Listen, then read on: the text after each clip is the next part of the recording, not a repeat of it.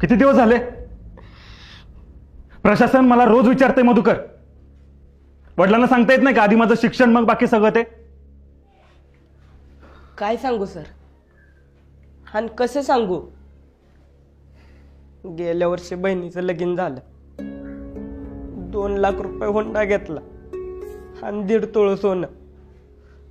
तवा काढलेलं कर्ज भेटलं नाही तर चुलत्यानं केस टाकली वावराच्या वाटण्याची. तिथं पैसा गेला, केस हरलो, घराच्या वाटण्या झाल्या. आता तर कुणाच्या घरात राहतोय सर. इकडून उंदीर येतोय तर तिकडून घुस येत्या. पावसाळ्यात अख्खं घर गळतंय. घरातली भांडी कमी पडते, पण पत्राची पानं काय गळायची थांबत नाही. बाप गावलती काम करतो, उचलापासून गुरं राखतो. तरी बी आज भाकरी खाल्ल्या तर उद्याची काळजी वाटते. आई रोज वाटी घेऊन येतात, त्याचं घर टिपती. कुठनं आणू पिलं पैसे? आणि कसं म्हणू बापाला?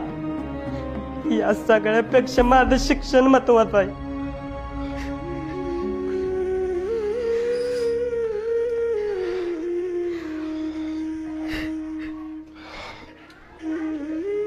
चला लिहून का सगळ्यांनी?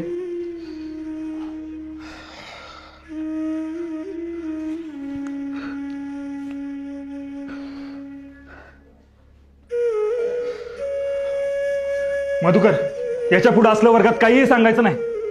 याचा कुणावर काही फरक पडत नाही, कळलं का? प्रशासनाने नेमून दिलेली फी तुला द्यावीच लागेल.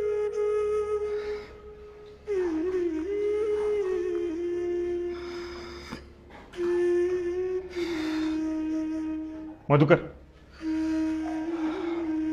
जाताना स्टाफ रूम मध्ये भेटून जा.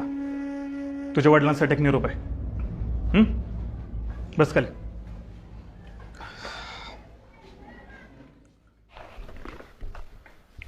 आत येऊ का सर? अरे ये मधुकर, बस. नाही नको, हाय तो उभा. अरे ये रे, बस. नको. अरे ये म्हणलं ना.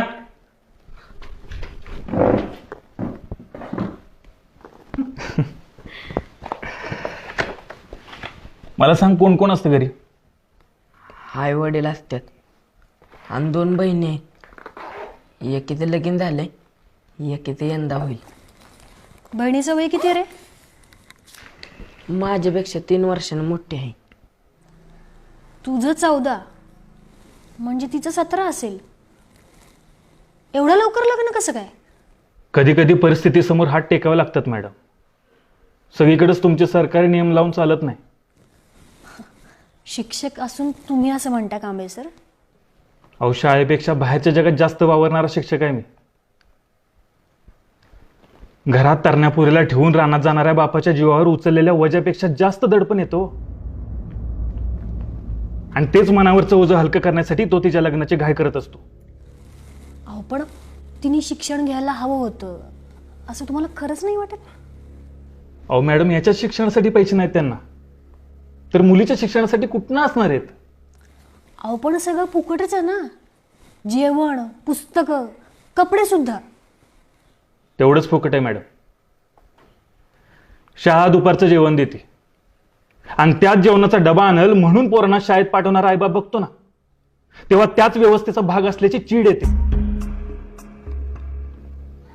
घरी भाकरीची तरा असल्यावर काय वाटतं याची झळ तुमच्यापर्यंत पोचली नसेल म्हणून तुम्ही असं बोलताय मॅडम. अहो, ज्या घरी भाकरीसाठी आईबाप रानोमाळ फिरतात त्या घरचं सगळं त्या मुलीलाच बघावं लागतं की. आणि कसं आहे मॅडम, तुमच्या भूमितीतल्या गोलापेक्षा भाकरीचा गोल जास्त मोठा असतो तिच्यासाठी.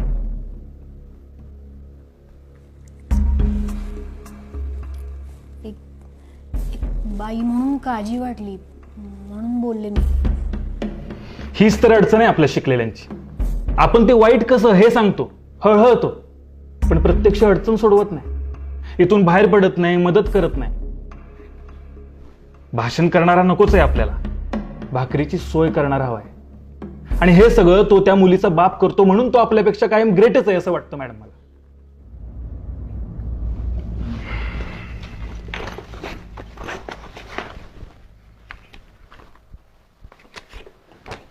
घे. अहो नाही नको, बापाला सांगितलं करतील ते. स्वाभिमान, हा स्वाभिमान गरीबाच्याच दावणीला का बांधलेला असतो? अजून एक कोड. अरे बाबा घे, तू मोठा झालास, कामाला लागलास की कर परत, मग तर झालं.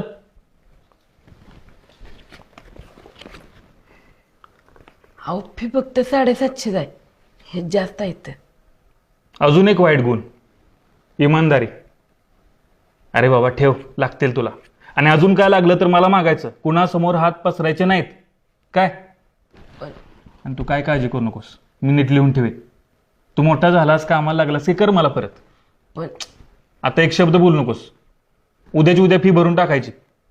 आणि आता फक्त अभ्यासाचाच विचार करायचा काय. चला.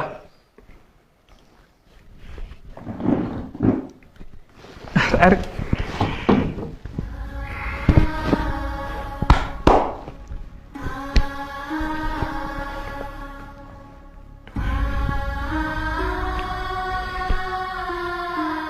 सर, हे एकदा फिरवू का?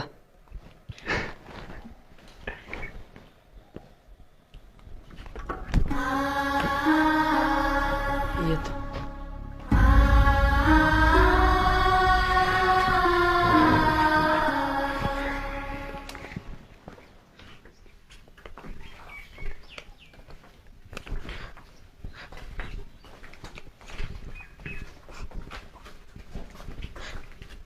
मध्या, काय झालं रडायला? सर रागवलं का? नाही अभे, फीचे पैसे दिले सरांनी. सगळे शिक्षक कुरकुटे तरंगत नसतात रे. काय काय कांबळे सर बी असते.